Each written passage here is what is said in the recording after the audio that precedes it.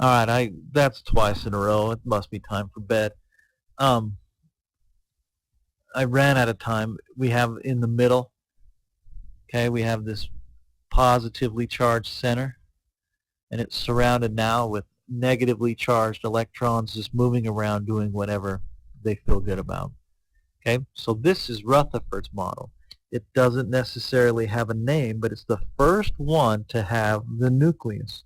And on your test, you need to know Rutherford discovered the nucleus, that it was positively charged, that it was dense, and that the majority of the atom was nothing.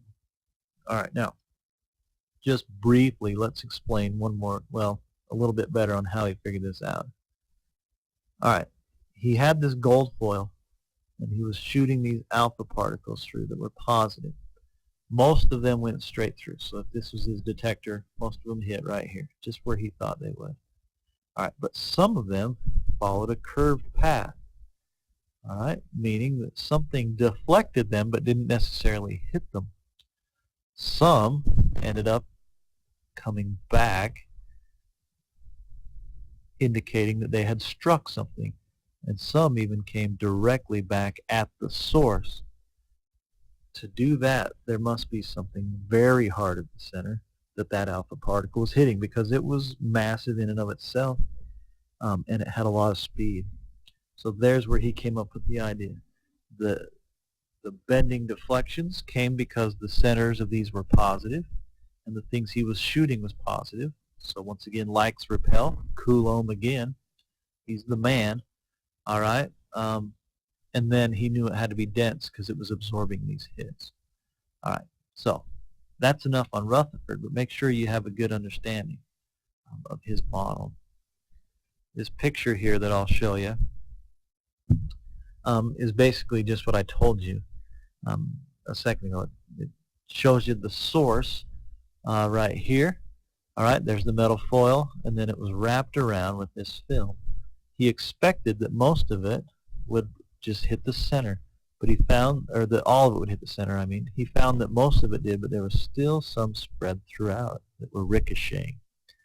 All right, groundbreaking once again. All right, now ignore that question there at the bottom. Ignore, I don't even think you have bowling for atoms or that anymore. And let's just talk about Bohr. Whoops, I'm not doing very good here. My goal is to get Bohr done in 2 minutes, and then you can just go.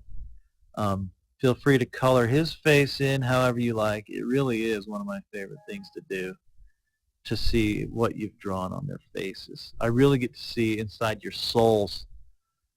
You'd be surprised how much you can learn or tell about someone's personality based on how they color someone's face in. All right, we got to hurry. In 1913, Niels Bohr combined the work of Planck, Rutherford, and Rutherford to develop his atomic model. Bohr's model had a positively charged nucleus. Boy, there's no way to do this. Spelled that wrong, but I don't care. Surrounded by electrons that were in defined orbits around this nucleus.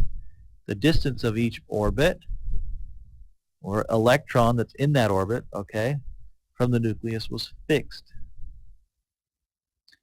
An electron could change orbitals if it was sufficiently excited with incoming energy.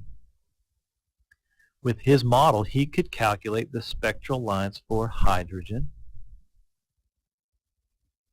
This was because he predicted that a photon of light energy was emitted